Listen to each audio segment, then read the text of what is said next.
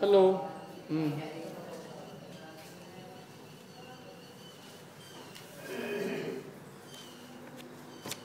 षट आवश्यक का पाठ अपन ने चालू किया था। आवश्यक किसे कहते हैं बताया था ना। आवश्यक किसे कहते हैं? अवश्य करने योग्य कार्य को आवश्यक कहते हैं। अवश्य जो नियम से किए जाए, उसके लिए अपन ने ये दोहा भी बताया था। देव पूजा, गुरुपास्ति, स्वाध्याय, संयमस्तप, दानम चेति गृहस्थानाम षट्कर्माणि दिने दिने। देव पूजा, गुरुपासना, स्वाध्याय, संयम, तप और दान, ये 6 कर्म गृहस्थों को प्रतिदिन करना चाहिए। किन्होंने कहा ऐसा? किन्ने कहा? मैंने कहा क्या? जिनेन्द्र देव ने कहा। लेकिन किनकी पंक्ति किनकी लिखी हुई? जिनेन्द्र देव की। देव पूजा, गुरुपास्ति, स्वाध्याय, संयमस्तप, दानम चेति गृहस्थानाम षट्कर्माणि दिने दिने, ये किनकी पंक्ति?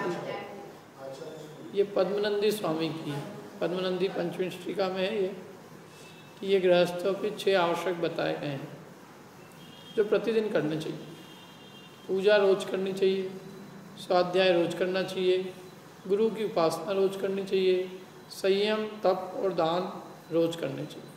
ये किसी एक दिन के, मतलब किसी एक ही दिन के काम नहीं है, ये तो प्रतिदिन के हैं। ऐसा नहीं कि भाई हम अष्टमी को पूजा करते हैं, 14 को पूजा करते हैं, रविवार करते हैं, बाकी दिन क्या करते हैं? नहीं करते हैं। तो ऐसा षटकर्म जो है ये रोज करने योग्य का है। और एक ही नहीं, कई योग्य क्या है, एक कोई सा एक कर्म तो होता है, दूसरे होते ही नहीं।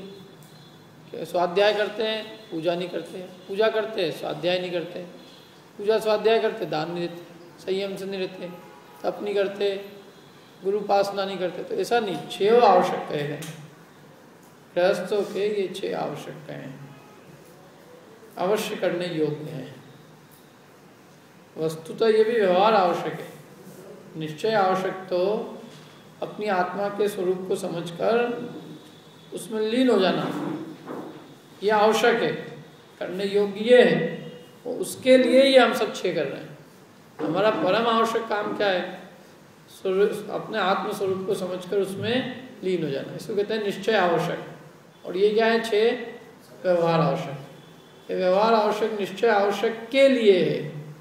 अपने आत्मा के स्वरूप को समझना, उसमें लीन हो जाना, ये हमारा उद्देश्य है। इनकी ये सब करके, देव की पूजा को करके हमें अपने आत्म स्वरूप को समझना है। क्योंकि देव हमारे आत्मा के स्वरूप को बताने के लिए दर्पण के समान। दर्पण होता है कि दर्पण में क्या दिखता है? अपन सामने जाओ तो दर्पण में जाने पे क्या दिखता है? कांच के सामने जाओ तो अपना क्या दिखता है? चेहरा दिखता है ना। तो अपने चेहरे को दिखाता है जैसे दर्पण, ऐसे भगवान की प्रतिमा हमारे स्वरूप को बताती है कि हमारा वास्तविक स्वरूप क्या है। तो इसलिए हम देव पूजा करते हैं, अपनी आत्मा के स्वरूप को समझने के लिए। तो ये जो 6 आवश्यक है, ये अपने निज स्वरूप को जानने के लिए सहायक है। स्वाध्याय हम क्यों करते हैं? ताकि हम अपने आत्मा के स्वरूप को जानें। समझ में आया? तो ये 6 आवश्यक अपने परम निश्चय आवश्यक की प्राप्ति के लिए है। और निश्चय आवश्यक है अपने आत्मा को स्वरूप को समझना, और स्वरूप के आत्मा के स्वरूप को समझकर और अपने निज आत्म स्वरूप में लीन हो जाना। क्योंकि सुखी होने का उपाय तो एकमात्र वही है, अपने आत्मा को समझकर उसमें लीन हो जाना। क्योंकि भगवान ने क्या किया सुखी होने के लिए? अपने आत्मा को समझकर उसमें लीन हो गए। क्योंकि सुख जो है वो आत्मा में है, इसलिए वो आत्मा में लीन हुए। और हम सुख कहाँ देख रहे हैं? बाहर। बाहर है ही नहीं। भगवान की मुद्रा क्या बताती है? भगवान की मुद्रा बाहर देखती कि भीतर? भीतर। क्या बताती है वो हमें? कि सुख बाहर नहीं है, सुख कहाँ है? भीतर। तो ये 6 आवश्यक है। इन 6 आवश्यकों में अपन ने एक देव पूजा की थोड़ी चर्चा की थी। देव किसे कहते हैं? सबसे पहला तो देव पूजा में ये बात आती है कि देव कहते किसे हैं, क्योंकि देव दुनिया अलग अलग मानती है। कोई किसको देव मानता है, कोई किसको, कुछ लोग कपिल देव को भी देव मानते हैं। क्रिकेट वाला कपिल देव यही देव है हमारा, है कि नहीं? धोनी की भी लोगों ने आरती उतार देते हैं। तो वो देव कौन है? देव का परिभाषा, देव का लक्षण क्या है? सबसे पहले तो ये निर्णय करें देव कौन। पूजा करने की जल्दी ना मचा, मतलब पूजा की आकुलता नहीं, पूजा बाद में करेंगे। जिसकी पूजा करेंगे पहले वो तो पक्का तो करो किसकी करना है। क्या अपने क्या है, रास्ते में जो आ जाते हैं अपने तो उनकी कर लेते हैं। अपन यहाँ घर से मंदिर तक गए, बीच में जो देव मिल जाते हैं, सारे देवों को, सब देवों को नमस्कार। कई लोग बोलते हैं सारे सब भगवानों को नमस्कार। भगवान कौन है? सब देवों को नमस्कार। लेकिन देव किसको कहेंगे? सबसे पहले देव का निर्णय करेंगे ना। देव कौन? जो वीतरागी सब, बस देव वही है जो वीतरागी और सर्वज्ञ, बाकी सब देव नहीं है। ऐसे तो मैं भी कह दूं मैं भी देव हूं, आप मान लो कि नहीं। क्या आपके पत्नी है तो मैं कह दूंगा भगवान की पत्नी नहीं हो सकती क्या? देव की नहीं हो सकती? श्री कृष्ण जी की नहीं थी, मेरे भी एक, बस क्या कि नहीं आप झूठ भी बोलते हैं। उन्होंने ही बोला था, चोरी भी करते हैं, उनने भी की। तो अपन कहेंगे फिर निर्णय करना पड़ेगा ना कि भाई उनने भी ये सब की, तो फिर इसका मतलब या तो वो भी नहीं है देव, और या फिर यहाँ पे सभी देव हैं जितने भी बैठे हुए हैं। क्यों? तुम झूठ बोला कि नहीं कभी? चोरी करी कि नहीं? चोरी नहीं करी, कभी नहीं करी। चोरी किसी घर में डाका डाल के थोड़ी नहीं होती है। मम्मी ने कोई मिठाई दी, अपन निकाल ली, तो भी तो चोरी है। बिना पूछे कोई चीज ले ली कि नहीं लिया? आज तक बिना पूछे कि सब पूछ के ली। तो ये चोरी तो हमने किसी ने कभी न कभी तो की है ना। तो हम भी सब फिर भगवान ही, क्या दिक्कत है हमें? हम तो भगवान नहीं हो वो भगवान, तो ऐसा नहीं। अपन ने कहा कि नहीं जो वीतरागी होगा वो भगवान, तुम वीतरागी नहीं इसलिए तुम भगवान नहीं, बस बात खत्म। कोई मत पक्ष नहीं है अपने को कि भाई ये हमारे हैं इसलिए भगवान, हमारे हैं इसलिए भगवान नहीं, ये सच्चे हैं इसलिए हमारे हैं। क्यों? दुनिया में क्या रीति है, हमारा सो सच्चा, और अपन क्या कह रहे हैं कि जो सच्चा सो हमारा। इसमें अंतर समझ में आता? सच्चा वो हमारा कि हमारा सो सच्चा? जो सच्चा है वो हमारा है, जो सच्चा नहीं है हमारा नहीं है, बस। सच्चा कौन है? जो सत्य बोलता है सच्चा है, जिसमें हिंसा, झूठ, चोरी, कुशील, परिग्रह 5 पाप नहीं है, जिसकी क्रोध, मान, माया, लोभ, कषाय नहीं है, जिसके राग द्वेष नहीं है, जिनके मोह भाव नहीं है, जिनके समस्त कषायों का मोह राग द्वेष का अभाव हो चुका है, वे वीतरागी ही परम हमारे इष्ट है, आराध्य है। क्योंकि कषाय तो सब संसारियों में और सब दुखी उससे। गुस्सा मेरे को भी आता है, मेरे भगवान को भी आ जाए, ज़्यादा आ जाए उनकी। मेरी तो 2 ही आँखें हैं, खुलेगी भी तो क्या करूँ, एक खोल बंद करूँ कैसे कर सकता। भगवान की तीसरी और खुल जाए तो दुनिया का निकाल दे, दुनिया का जला दे। तो ऐसे भगवान किस काम के जो हमारे संहार कर दे तीसरी आँख खोल के? डरते ही रहो उनसे, वो देखो ध्यान से इनकी है, इनकी तीसरी आँख खुल जाए, इनका ठिकाना नहीं कुछ। तो हम कहेंगे तो भयभीत है ना निरंतर, वो हमारे भगवान कैसे हो सकते हैं? जिसके कहते जो हमारे कोई जला जुलू दे कभी हमसे होकर के। भगवान तो वो होता है जिससे कभी भय नहीं उत्पन्न होता, जिसकी पूजा भक्ति हम अपनी इच्छा से और आनंद से करते हैं। कोई हमारे ऊपर वो नहीं है जबरदस्ती कि अब सुबह से आ गए हैं अपन तो पूजा करना है। इष्ट जो होता है अपने को, इष्ट की भक्ति अपने आप उमड़ती है। कोयल आम की कुंवारी को देखकर अपने आप कूदती है, मोर पानी देखकर अपने आप नाचता है। ऐसे ही भगवान के गुणों में जिसे प्रेम होता है वो भगवान को देखकर अपने आप भक्ति करता है। भक्ति का भाव उमड़े बिना रहता नहीं। तो इसलिए देव कौन? जो हमारे को पसंद है। हमें क्या पसंद है? हमें जो कषाय भाव है वो पसंद है, वीतरागता पसंद है। हे भगवान आप में वो वीतरागता है, शांत मुद्रा है, आपकी छवि परम सुख को देने वाली है। बहुत आपकी मुद्रा ही एकदम शांतता को बताती है, वीतरागता को बताती है, और हम तो उसके इच्छुक है, इसलिए हमें आपकी भक्ति का भाव आए बिना रहता नहीं। देव पूजा माने भक्ति का भाव। देव की पूजा उनके गुणों का स्तवन ही उनकी पूजा है। वास्तव में पूजा का मतलब क्या है? भगवान के गुणों का स्तवन भगवान की पूजा है। तो भगवान के गुणों का स्तवन कौन करेगा? जिसे भगवान के गुण पता होंगे वो, जिसे भगवान के गुण ही नहीं पता होंगे वो क्या करेगा भगवान का स्तवन? तो यूँ बोलेगा वीत राग मेट्यो अबे भेटो राग कुटेव। इसमें कुछ गलत है? क्या गलत है? एक माँ और भाव में गलती हो जाए कहीं पे तो वीत राग क्यों? का ध्यान है क्या बोला? वीत राग मेट्यो अबे और भेटो राग कुटेव, इसमें क्या गलती है?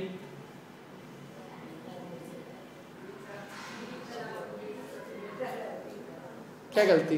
वीत राग मेट्यो अबे भेट्यो राग कुटेव, क्या गलती है इसमें?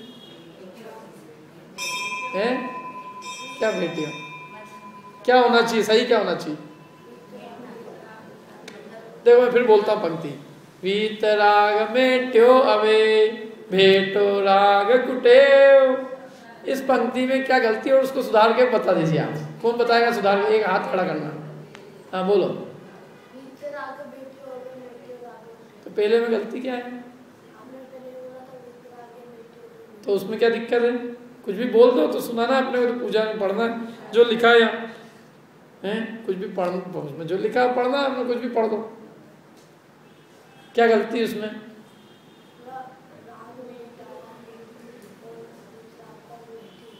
हैं?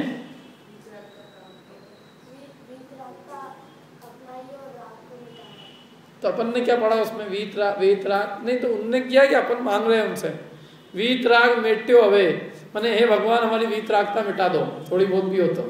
और भेट्यो राग कुटेओ, थोड़ा राग जो खोटा है वो भेंट करो।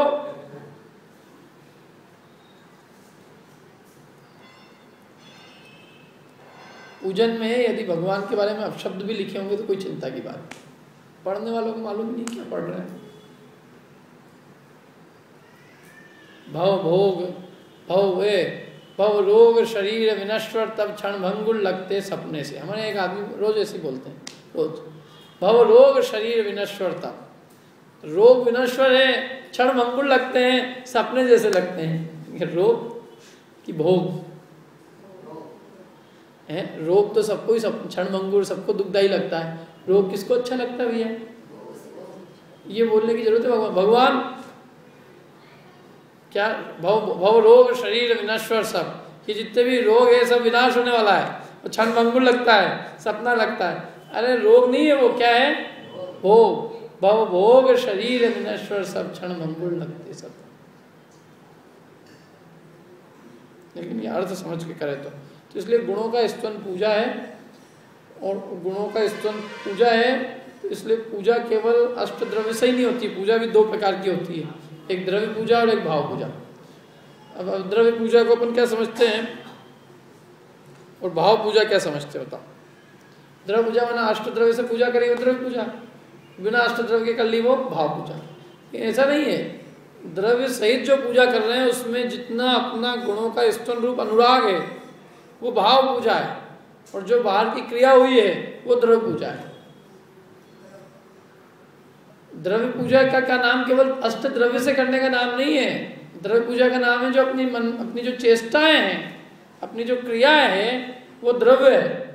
अपन ने जो ढोक दी वो भी पूजा है, भगवान को दर्शन किए वो भी पूजा है, भगवान के आगे कुछ बोला उनकी स्तुति पढ़ी वो भी पूजा है, वो सब द्रव्य पूजा है। और उसमें अपने उपयोग का लगना वो क्या है? भाव पूजा। तो ये द्रव्य और भाव पूजा भी व्यवहार है। भगवान के गुणों का स्तवन वो भाव पूजा, भगवान के गुणों का स्तवन वो भाव पूजा, और उनके गुणों का गाना बोलना और उनके आगे आगे चढ़ाना ये सब द्रव्य पूजा है। लेकिन ये द्रव्य पूजा और भाव पूजा ये दोनों कायम जाएगी व्यवहार में, क्योंकि हमने भगवान के गुणों का स्तवन किया है, भगवान की स्तुति पढ़ी है, भगवान के आगे अष्टद्रव्य चढ़ाए। निश्चय पूजा क्या है? तुम हो पूज्य पुजारी में यह भेद करूंगा स्वाहा, बस अभेद में तन्मय होना और सभी कुछ स्वाहा। उनमें और अपने में भेद मिट जाए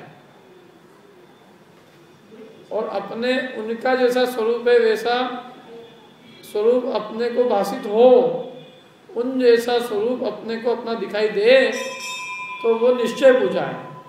तुम हो पूज्य और पुजारी में ये भेद जब मिट जाए तो वो निश्चय पूजा।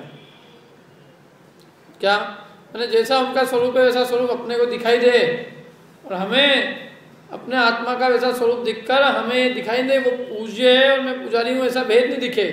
मैं ही पूज्य हूँ, मैं ही पुजारी हूँ, मतलब मैं ही पूज्य का मतलब मैं ही अपने स्वरूप में ही मतलब जैसा भगवान का स्वरूप है वैसे ही मेरा स्वरूप है, और मैं ही उस स्वरूप को ध्याने वाला हूँ, कोई दूसरा नहीं है। मैं भगवान को नहीं ध्याता, मैं भगवान को देखकर अपने निस्वरूप को ध्याता हूँ। तो यह है अभेद पूजा।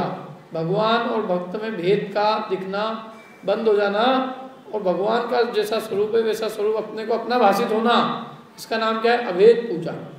भेद पूजा और अभेद पूजा। भेद पूजा व्यवहार है और अभेद पूजा वो निश्चय है। अभेद पूजा में मतलब भगवान और भक्त में अपने को उनके और अपने स्वरूप में भेद नहीं दिखाई देता, जैसा उनका स्वरूप है ऐसा ही स्वरूप अपने को अपना भाषित होता है।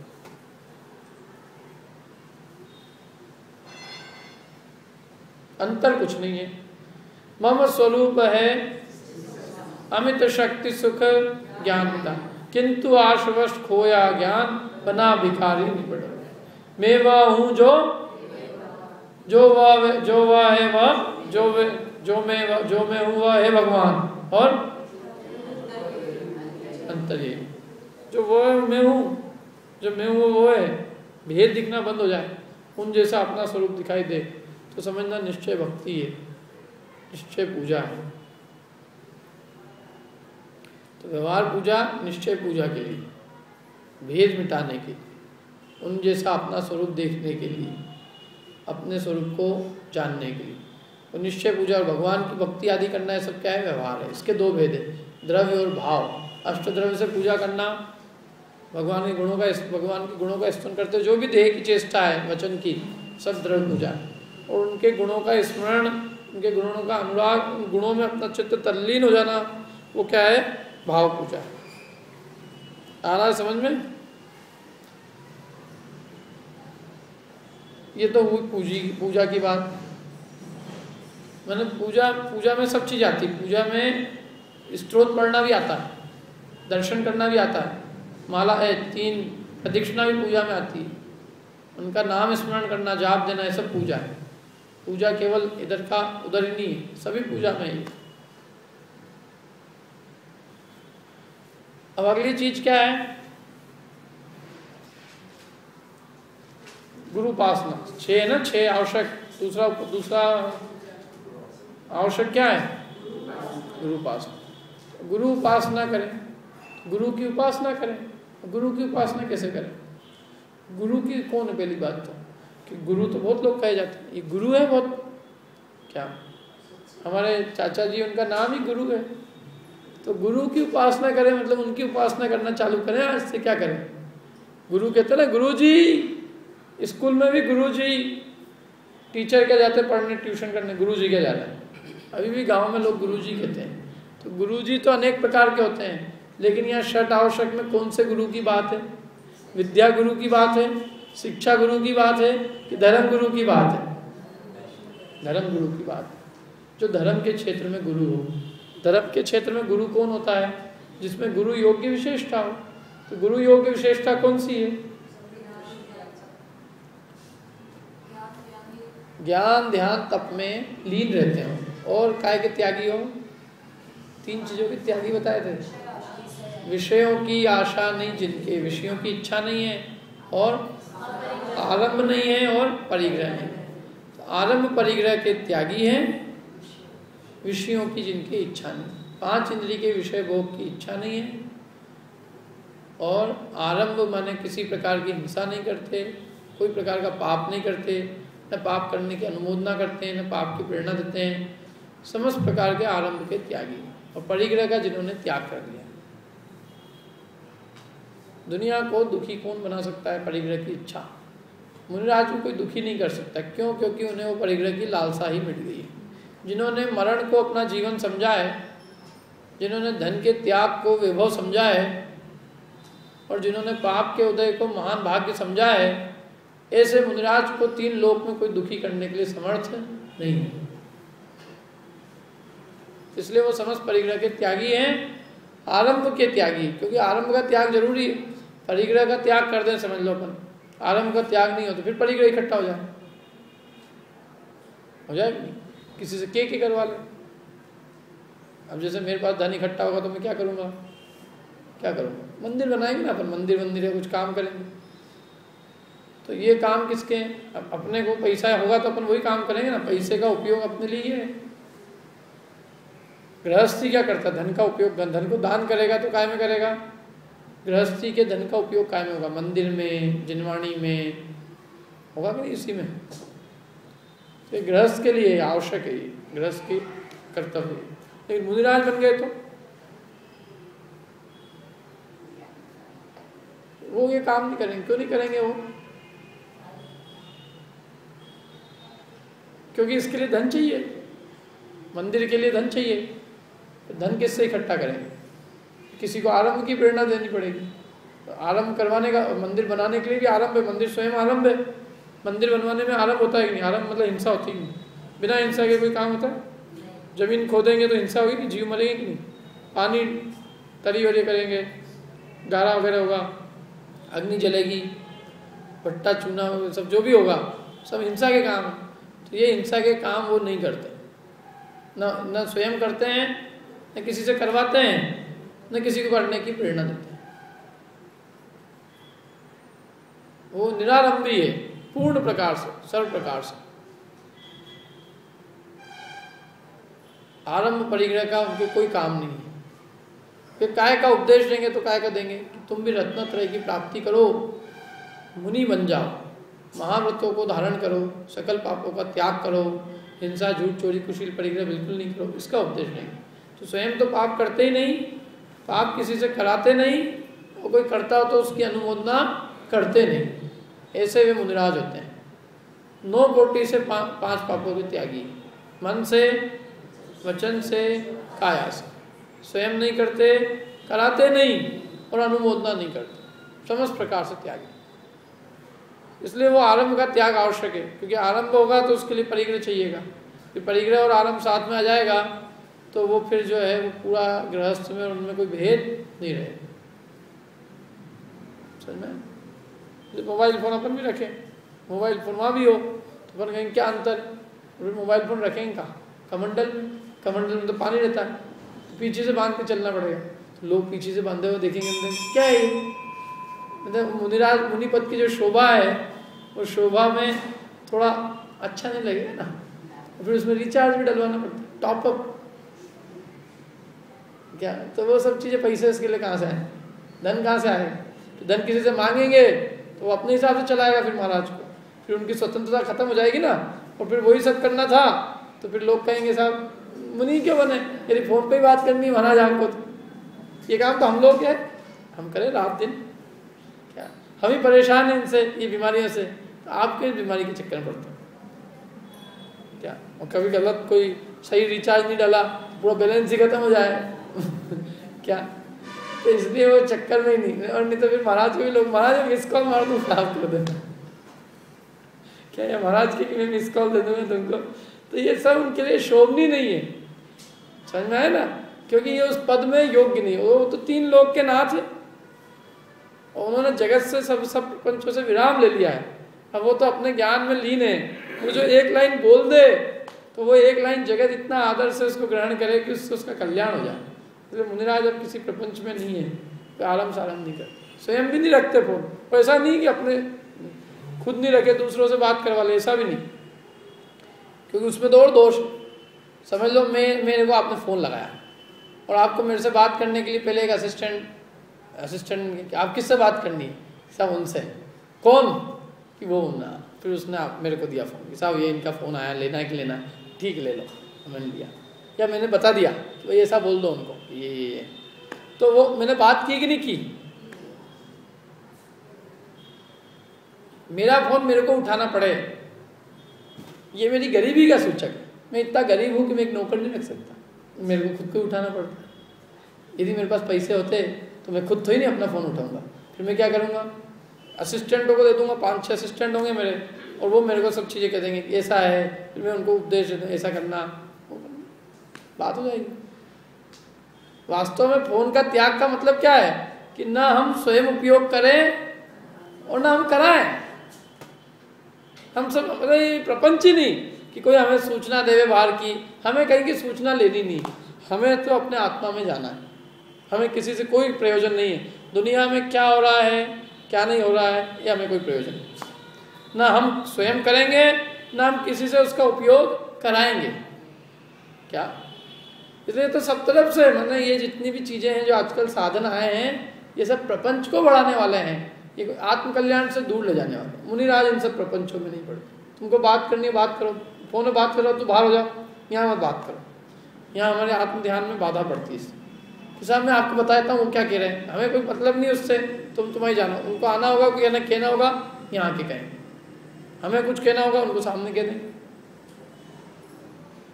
समझ में आए ना? कुछ चीज़ नहीं है, आरंभ नहीं है, परिग्रह नहीं है, काय में लीन है वो? ज्ञान में लीन। काय के ज्ञान में? ज्ञान तो बहुत तरह का होता है, अखबार का भी ज्ञान होता है, टीवी का भी ज्ञान होता है। काय के ज्ञान में लीन है? आत्मज्ञान में लीन है, अथवा आत्मज्ञान को बताने वाली जिनवाणी में लीन है। माने आगम का अभ्यास करते हैं और अथवा अपने आत्म स्वरूप में लीन रहते हैं। जब अपने आत्मा में उपयोग नहीं लगता है तो आत्मा का निरूपण करने वाले ग्रंथों को पढ़ते हैं, आत्मस्वरूप के प्रतिपादक ग्रंथों को स्वयं पढ़ते हैं, औरों को पढ़ाते हैं। क्या पढ़ाते हैं? जिनवाणी पढ़ाते हैं। मैंने जिनवाणी का ज्ञान करते हैं, अपने आत्मा का ज्ञान करते हैं, इसका नाम है ज्ञान में लीन रहते हैं। तो ध्यान में लीन रहते हैं, हमने अपने आत्मस्वरूप का ध्यान करते हैं, 12 प्रकार के तपों को तपते हैं। ऐसे जो मुनिराज है वे वंदनीय है, उनकी उपासना हमें करनी चाहिए। उपासना करने का मतलब क्या है? उपासना करने का मतलब जय जय गुरुदेव, ये उपासना है उनकी। जय जय तो करे और उनके जीवन पे, उनके जीवन के अनुसार इतना भी नहीं चले। वे मुनिराज एक टाइम भोजन करते हैं, उनका सुबह से ही पान का गुटखा चालू हो जाता है। वे मुनिराज रात को पानी तक बोलते नहीं और इनका रात को बिना खाए पीने काम चलते ही नहीं। और ये गुरुदेव कर रहे हैं, जय जय गुरुदेव। इनसे पूछो सही, तुम गुरुदेव के पद चरणों पे कितना चल रहे हो, चरण कमलों पे कितना चल रहे हो?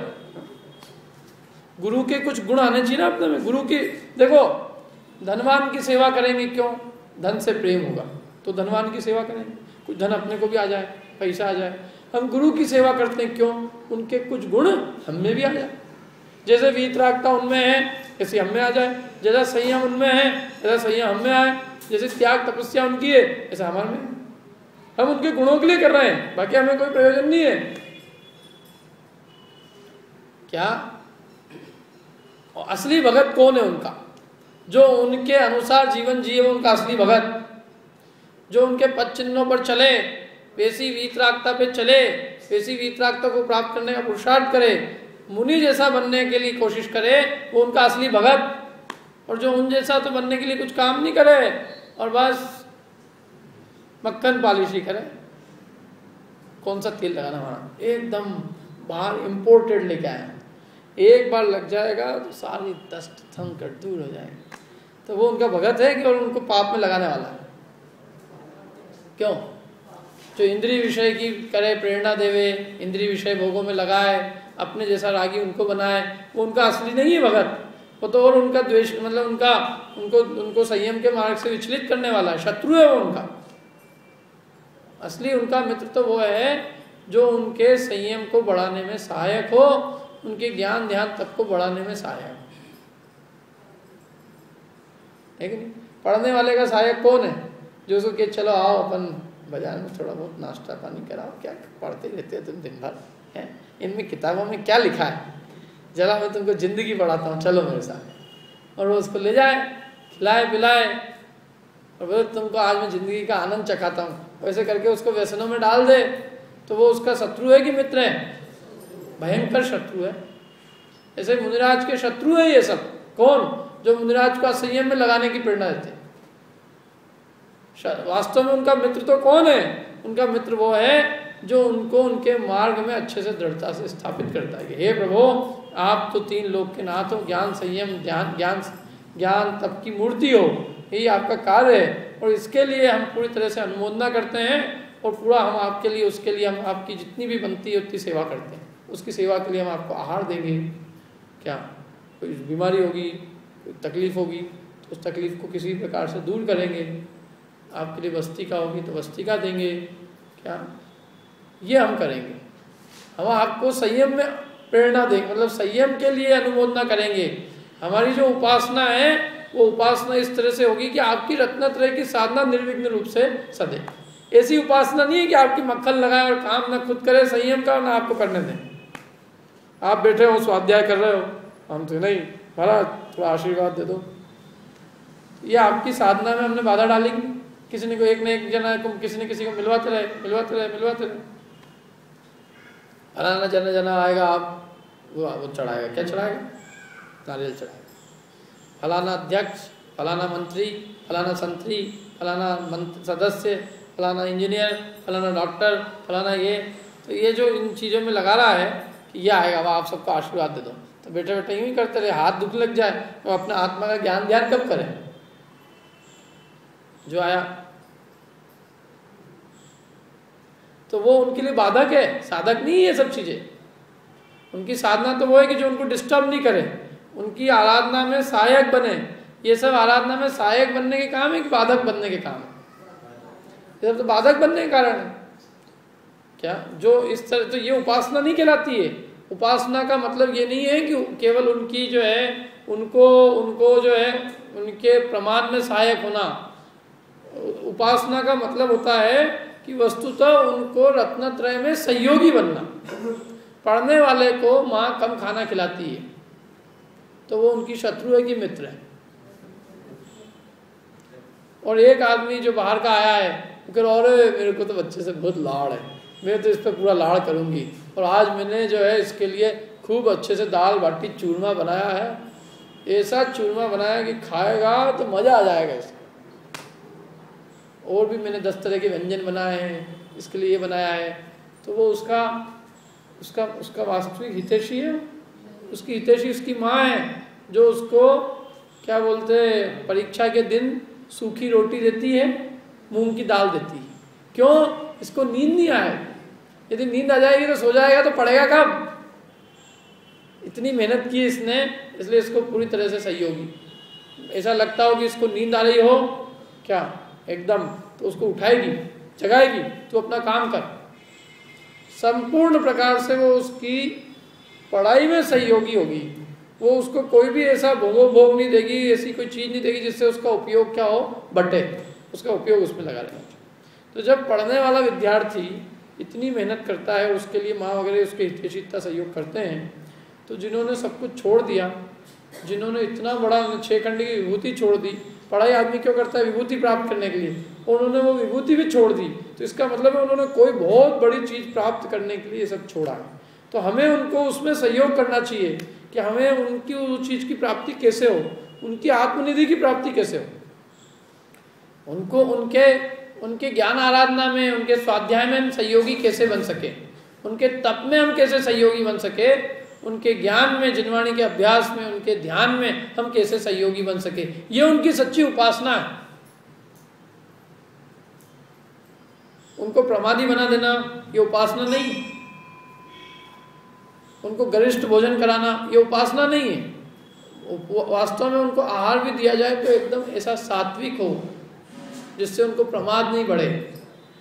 उनकी जो सामायिक भोजन के बाद की वो निर्विघ्न रूप से पूरी हो, वे अपने आत्म ध्यान में लग सके, नींद नहीं आए, प्रमाद नहीं आए। समझ में आ रही बात? उपासना मतलब हम उन कार्यों में सहयोगी है। किन कार्यों में? ज्ञान, ध्यान और तप में। तप बढ़ाने में सहयोगी है हम उनको तप से विचलित करने में सहयोगी नहीं है। समझ में आ रही कि नहीं बात? तो ये है उनकी उपासना का मतलब ये है। उन थक गए हो तो पाँव दबाना, और थके हुए नहीं हो, आराम से हो तो पाँव दबाना, ये उनकी उपासना नहीं है, ये वैयावृत्ति नहीं है, क्योंकि उससे वो प्रमाद बढ़ता है। बैठे आदमी को पाँव दबाने से प्रमाद बढ़ता है, और चलता हुआ आदमी हो, थका हुआ हो, दूर से विहार करके आया हो, तो उनके पाँव दबाने से उनके पाँव को राहत मिलती है। वो तो उनका क्लेश दूर करना है, क्योंकि थके हुए हैं, रोगी है, वृद्ध है, तो उनकी सेवा होती है तो वो वास्तव में उनके लिए उपकारी होती है। लेकिन जो कोई वृद्ध ही नहीं हो, युवा हो, थकने का कोई काम ही नहीं, क्योंकि एक ही जगह है, तो वो सेवा उनके लिए वो संगति जो है गृहस्थों की संगति, वो उनको मोक्ष मार्ग से दूर करती, क्योंकि वो बैठेगा, पांव दबाएगा तो 10 अपनी बात भी बताएगा। महाराज व्यापार नहीं चल रहा बहुत दिनों से, आज क्या कोई मंत्र तंत्र हो तो बताओ आप जरा, क्या बहुत तकलीफ है घर के अंदर। तो वो अपने जाल में उनको फंसाए बिना नहीं रहेगा, इसलिए वो जाल में नहीं फंसे। इसके लिए जरूरी है कि जब आवश्यकता पड़े वैयावृत्ति की तब तो वैयावृत्ति करा ले, लेकिन जब आवश्यकता नहीं हो तब इनको दूर रखे। यहाँ से अलग हटो, तुम फालतू बात करते हुए आके, क्योंकि तुम्हारे अंदर तो वीतरागता है नहीं। तुम बात करोगे तो काय की करोगे, राग की करोगे ना, काय की बात करेगा गृहस्थी, काय की बात करेगा। बच्चे का धंधा नहीं चल रहा है, नौकरी में तकलीफ आ रही है, पढ़ाई में वो फेल हो रहा है, 4 साल से पास नहीं हो रहा है, पत्नी रात दिन झगड़ती रहती है, उसको थोड़ा समझाओ। इसके अलावा और क्या बात है उसके पास, और कोई होगी क्या कुछ तीसरी, कोई बात ही नहीं है उसके पास। उसे मुनिराज के, अरे भाई तू स्वाध्याय करे। महाराज स्वाध्याय तो करते ही रहते हैं हम लोग, जब कोई मंदिर में इच्छा हो जाती पढ़ लेता हूँ, कभी कभी कोई आ जाता है, मतलब वो तो ठीक है सब महाराज जी, लेकिन आप तो ये बताओ वो उनको किस तरफ ले जाएंगे और ये उनको किस तरफ ले जाएगा। क्या जिसको जिसमें रुचि होती है ना वही करता है। तो इसलिए वो गृहस्थों की संगति उतनी आवश्यक है जितनी कि उनको उसके लिए भोजन आदि के लिए, वैयावृत्ति के लिए उतनी वे करते हैं, उतनी करनी चाहिए। और हमें भी उनको उतना ही जितने से उनकी ज्ञान आराधना में बाधा ना, ये उनकी गुरु की उपासना है, बाकी तो सब ठीक है। और सही हम इसके बाद देव पूजा गुरु उपासना। तीसरा नंबर का है स्वाध्याय। इसके ऊपर चर्चा की थी ना स्वाध्याय की। स्वाध्याय के कितने अंगे बताओ, कौन कौन से? वाचना, प्रचना, अनुप्रेक्षा, आमना और धर्मोपदेश, ये हो गया अपना। चौथा नंबर का संयम। संयम किसे कहते हैं? संयम, संयम किसका नाम? तो संयमित होना, सीमित करना अपने आप, उसका नाम है संयम। संयमित होना मतलब देखो, इंद्रिय 2 प्रकार के संयम होते हैं। कितने प्रकार के? 2 प्रकार। कौन कौन से? एक इंद्रिय संयम और एक प्राणी संयम। इंद्रियां कितने प्रकार की है? 5 इंद्रिय के साथ में मन भी है कि नहीं है? मन को भी 9 इंद्रिय कहा जाता है। इसलिए मन तो बहुत बड़ी इंद्रिय है, क्योंकि 5 इंद्रियां जितना काम नहीं करती उससे ज़्यादा तो मन करता है। तो 5 इंद्रियां और मन 6 तो ये, और 6 काय के जीव हैं। पहले तो चलो इंद्रिय और मन की बात करें। तो 5 इंद्रिय और मन के विषयों से विरक्त होना, 5 इंद्रिय के विषयों से विरक्ति, विषय भोगों से विरक्त होना, विषय भोगों का त्याग होना, उसका नाम क्या है? इंद्रिय संयम। क्या है इंद्रिय संयम? 5 इंद्रिय के भोगों से। जैसे रसना इंद्रिय का भोग क्या है? गर्मी में कूल एसी चाहिए, रसना इंद्रिय को मीठा चाहिए, ऐसे चक्षु इंद्रिय को देखने को चाहिए। तो ये 5 इंद्रिय के जो विषय भोग हैं, इन विषय भोगों से विरत होना, ये इंद्रिय संयम है। मन के भोगों से विरत होना, ये मन संयम। तो 5 इंद्रिय और मन 6 के विषयों से विरक्त होने का नाम क्या है? इंद्रिय संयम। और प्राणी संयम होता है, प्राणियों की हिंसा नहीं करना, ये प्राणी संयम है। जीव हिंसा नहीं करना, ये जीव संयम, प्राणी संयम है। जीव कितने प्रकार के हैं? प्राणी कितने प्रकार के हैं?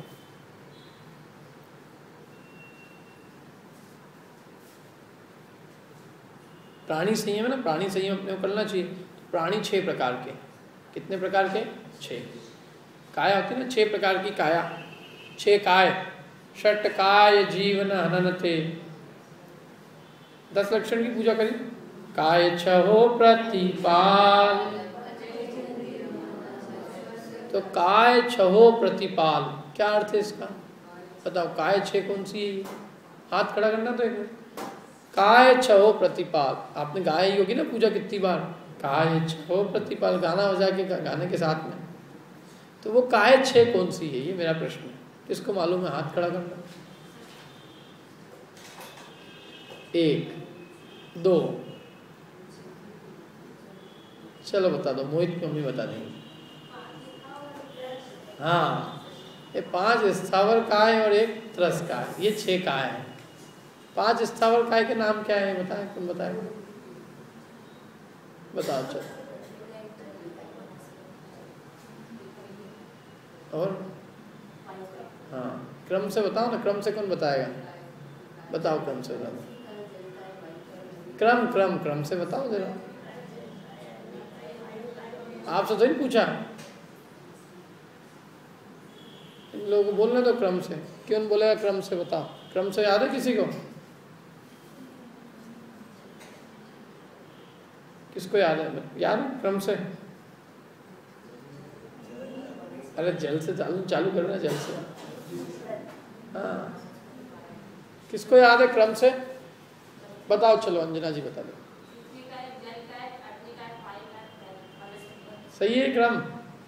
मालूम नहीं तो अपना जानना चाहिए। ये सही है ये क्रम। पृथ्वी काय, जल काय, अग्नि काय, वायु काय, वनस्पति काय। छठा रस काय। रस काय किसे कहते हैं? दो इंद्रिय से पंचेंद्रिय जीवों को त्रस्काय कहते हैं। दो इंद्रिय से पंचेंद्रिय जीवों का एक नाम है त्रस, और एक इंद्रिय के 5 भेद है, पृथ्वी, जल, अग्नि, वायु, वनस्पति। ऐसा क्यों करा इन्होंने? आश्चर्य नहीं ऐसा। 2 इंद्रिय, 3 इंद्रिय, 4 इंद्रिय, पंचेंद्रियों का एक ग्रुप बना दिया, और एक इंद्रिय के 5 ग्रुप। अन्याय है अपने साथ, नहीं सहेंगे अन्याय। अपन पंचेंद्रिय और 4 इंद्रिय के साथ, 3 इंद्रिय के साथ, 2 इंद्रिय के साथ, और एक इंद्रिय को देखो आप, और लोग एक एक पृथ्वी का है, जल का है, 5 उनके। ऐसा क्यों किया बताओ? वैसे इंद्रियों की तरफ से भेद करते तो 5 अलग अलग करते ना, एक इंद्रिय, 2 इंद्रिय, 3 इंद्रिय, 4 इंद्रिय, पंचेंद्रिय। और यहाँ तो एक साथ 4 को इकट्ठा एक साथ, और एक के 5 पद। ऐसा क्यों किया? देखो ऐसा इसलिए किया क्योंकि काया की तरफ से बात चल रही ना। ये 5 प्रकार की काया है। पृथ्वी की काया अलग है, जल अलग है, अग्नि अलग है। जल और अग्नि की काया परस्पर में बिल्कुल प्रतिपक्षी है। जल एकदम अलग है, तो जल ही है शरीर जिसका, वो जल का है। अग्नि है शरीर जिसका, वो अग्नि का है। तो एक जैसा है क्या? दोनों अलग अलग है, इनका शरीर ही अलग अलग है। वायु है शरीर जिसका, वायु अलग है।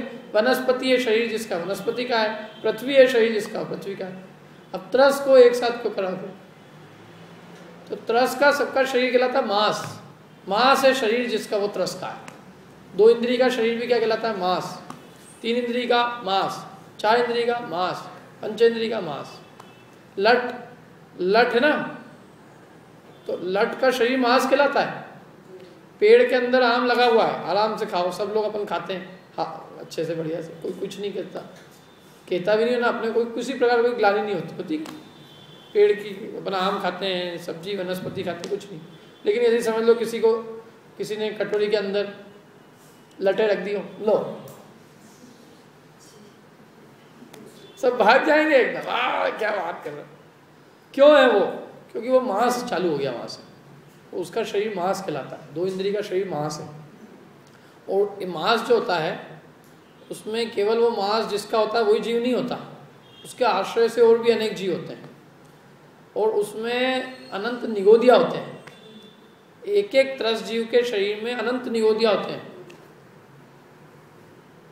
और असंख्यात और त्रस होते हैं उसके आश्रय से।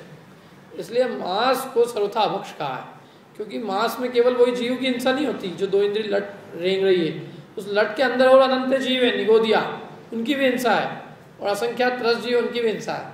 और वो बहुत गंदा, और जीव के मांस से मतलब 2 इंद्रिय की पीड़ा से, तो 2 इंद्रिय के अंदर ज्ञान और दर्शन की अनंत गुना शक्ति है एक इंद्रिय की अपेक्षा, तो भयंकर दुखदायक है। मतलब उसको ज्ञान दर्शन की शक्ति अधिक होने से दुख भी अधिक है उसके, और अपने परिणाम भी बहुत गंदे हैं उसमें।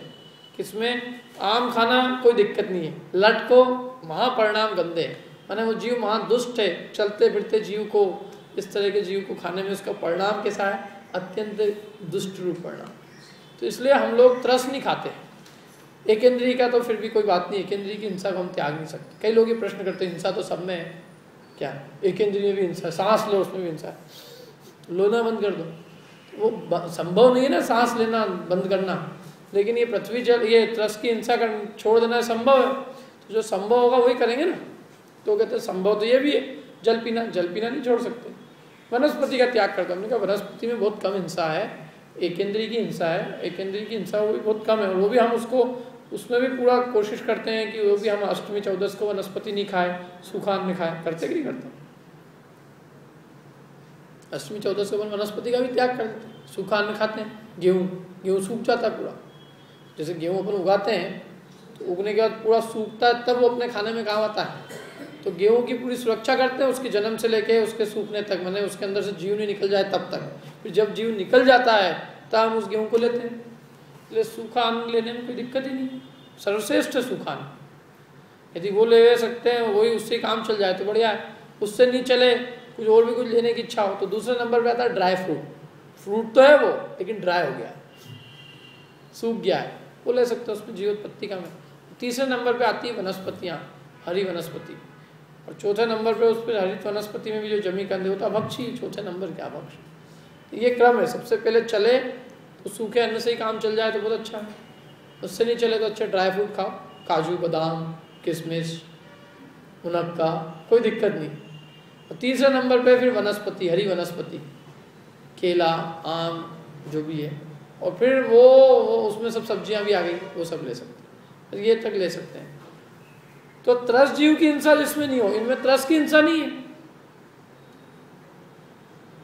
इनमें वनस्पति के भक्षण में, और इनमें क्या है, त्रस जीव की हिंसा में तो बहुत अनंत जीवों की हिंसा है, निगोदियाओं की, सबकी। इसलिए हम जो गृहस्थी संयम का पालन करते हैं, तो ये हमारा जो प्राणी संयम होता है वो केवल त्रस काय की हिंसा तक सीमित होता है, कि हम 6 काय के अंदर से एक त्रस की हिंसा तो नहीं करते। और पृथ्वी जल अग्नि वायु वनस्पति की हिंसा हमसे हो जाती है, लेकिन फिर भी हम व्यर्थ में उसको भी नहीं करते। उसको हम टालना चाहते हैं, लेकिन वो टलती नहीं पूरी तरह से। तो हम इतना ही करते हैं कि व्यर्थ में हम पृथ्वी जल अग्नि वायु वनस्पति की हिंसा नहीं करते, और त्रस हिंसा के क्या होते हैं, त्यागी होते हैं। इसलिए छड़ाला में लिखा, त्रस हिंसा को त्याग वृथा था हर्ण समान। मैंने त्रस हिंसा का त्यागी होता है गृहस्थ, और व्यर्थ में स्थावर जीवों की हिंसा भी नहीं करता। व्यर्थ में स्थावर जीवों की हिंसा नहीं करता का क्या मतलब,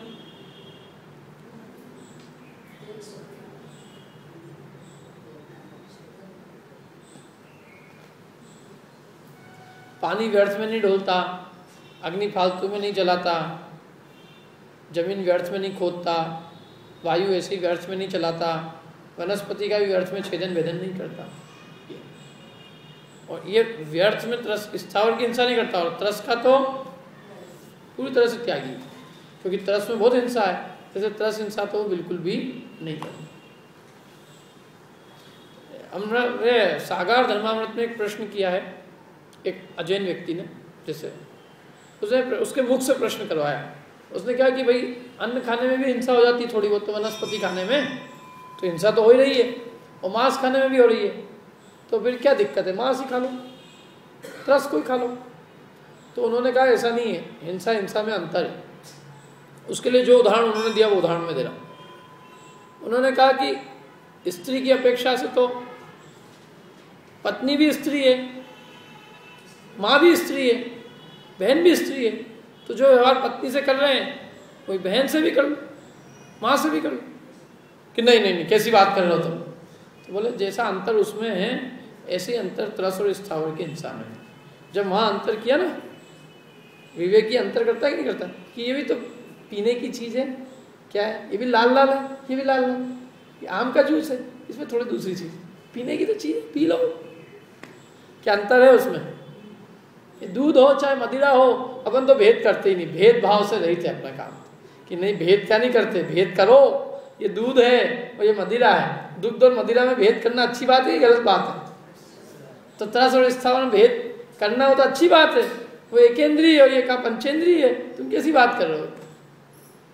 कुछ भी बातें करना, जो नहीं समझते वो कहते हैं हाँ ठीक है भैया, क्यों अपन भेद करो, हिंसा तो इसमें भी है इसमें भी है, इसलिए खा लो। तो ये बात बिल्कुल गलत है, ये उन्होंने तर्क दिया वहाँ पे। तो अब अपने को त्रस हिंसा से बचना है तो उसके लिए क्या करें, भाई स्थावर से तो बच नहीं सकते, लेकिन व्यर्थ में नहीं करेंगे, ठीक है। अब त्रस हिंसा से बचने के लिए क्या करें, कि भाई ऐसी चीज़ों का त्याग करें जिसमें त्रस जीवों की हिंसा होती है। और ऐसी कौन सी चीज़ है जिनमें त्रस जीवों की हिंसा होती है, तो सबसे पहले मांस का त्याग करें, मांस त्रस जीवों की हिंसा से बनता है। दूसरा, शहद का त्याग करें, मधु, क्यों, शहद काय से बनता है,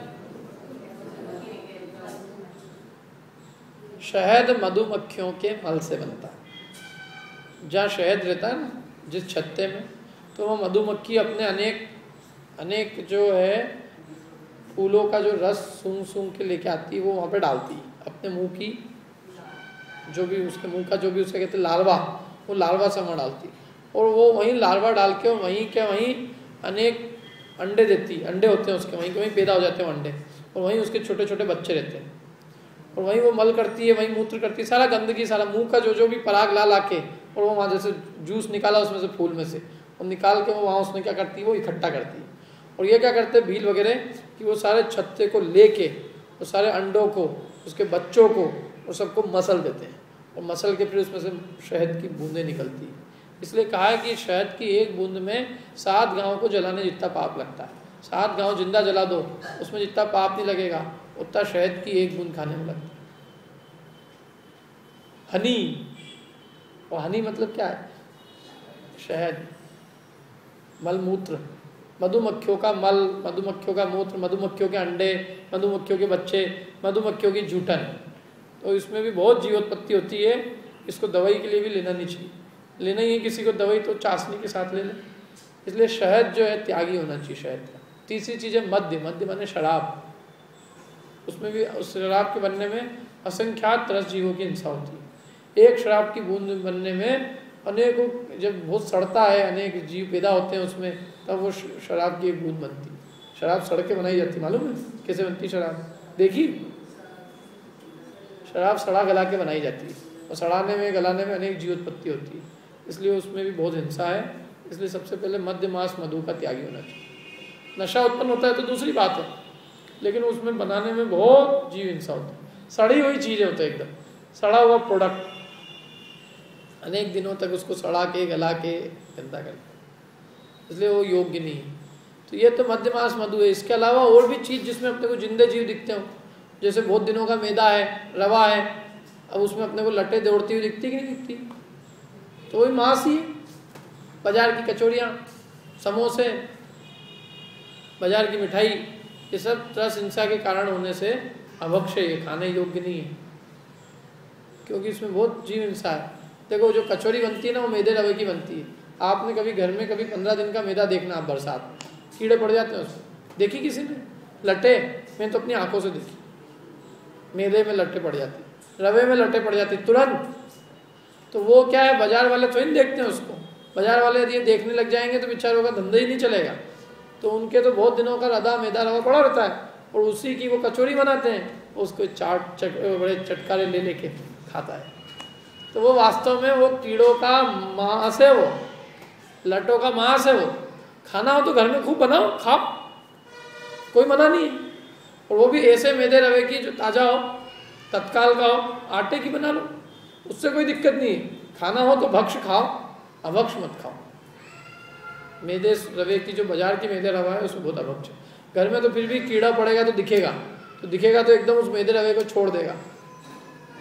ज़्यादा दिन का मैदा रवा उपयोग में नहीं लाया जाता घर में, लेकिन और बाजार से तो कोई मैदा रवा खरीदते ही नहीं ना, घर में ही बनाते हैं मैदा रवा, बाजार से लाते हैं। बाजार से लाते तो सोचना वो भी कितने दिनों का रहता है।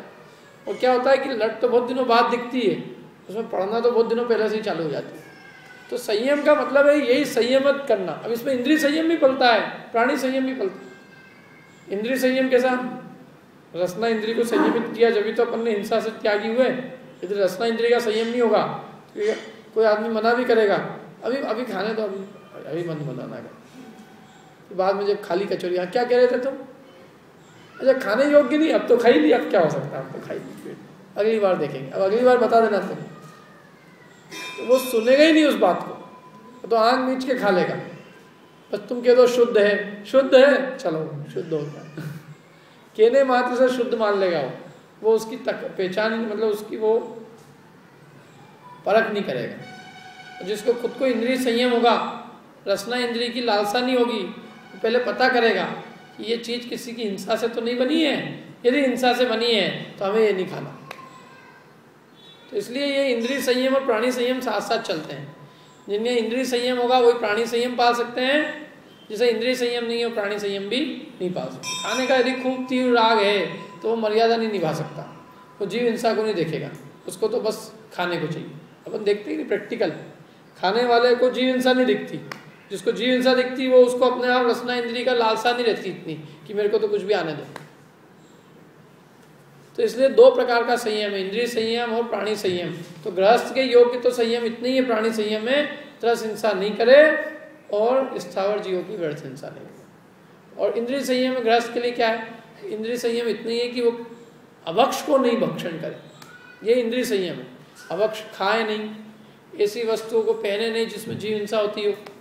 सिल्क होता है ना, सिल्क 1 मीटर सिल्क बनता है, उसमें कितने जीव मरते हैं मालूम? 1 मीटर सिल्क के बनने में 5000 कीड़े मरते हैं। कितने कीड़े? 5000। एक साड़ी कितने मीटर की होती है सिल्क की? 6 मीटर की। कितने कीड़े मरे? 30,000 कीड़े मारने के बाद में एक सिल्क की साड़ी बनती। काय के लिए? बहुत अच्छा टच, बहुत अच्छा होता है, उसका फील बहुत अच्छा होता है, फील गुड। देखने में लोगों को क्या मजा आ जाता है। लोग जब लोग सब साड़ियों को न देख के इसी साड़ी को देखते हैं, तो भैया तुम लाश ले जाओगे यदि किन्हीं कीड़ों की, तो लाश को तो देखेंगे ही लोग। वो वास्तव में लाश है। अपन ने 30,000 कीड़ों की लाश को अपन अपने शरीर पे लेके चल रहे हैं। कितने 1000 कीड़ों पे? 30,000 कीड़ों की लाश है। मत पहनो ये चीज, तो बिगड़ जाएगा क्या? कपड़े केवल सिल्क से ही बनते हैं कि और भी कैसे बनते हैं? तो ये अपन जो है इसका संयम पाल सकते हैं। ऐसे देखने के अंदर क्या देखें क्या सुने, तो ये सब प्रकार का इंद्रिय संयम में। इंद्रिय संयम में मैं केवल इतना ही नहीं कि जीवान का संयम, इंद्रिय संयम माने स्पर्शन इंद्रिय का भी संयम होता है। जिन रसना स्पर्शन इंद्रिय का संयम क्या है? गर्मी हो रही है, अब गर्मी हो रही है तो भैया अपने आप को संयमित रखना, उसको सहन कर लेना। उसके लिए खूब बिजली जलाए, एसी का उपयोग करे, खूब भयंकर इलेक्ट्रिसिटी खर्च करे, क्या? तो ये असंयमित जीवन है। ऐसे घ्राण इंद्रिय के लिए, सूंघने के लिए परफ्यूम कलोन उपयोग करे, जिन परफ्यूम कलोन के बनाने में अनंत जीवों की हिंसा होती हो, तो ये घ्राण इंद्रिय का संयम। चक्षु इंद्रिय का ऐसे पदार्थों को देखने के लिए धन खर्च करे, देखने के लिए अंदर मगन हो जाए, अब कुछ भी विचार विवेक नहीं रहे, किसी को देखने की इतनी लालसा होवे कि उसके लिए अपने मरण तक को नहीं गिने, तो ये सब चक्षु इंद्रिय का संयम। कर्ण इंद्रिय का संयम, कर्ण इंद्रिय का संयम असंयम क्या है? गाने सुनना, गाने की लालसा, टीवी देखना और गाने सुनना, ये चक्षु और कर्ण इंद्रिय का असंयम।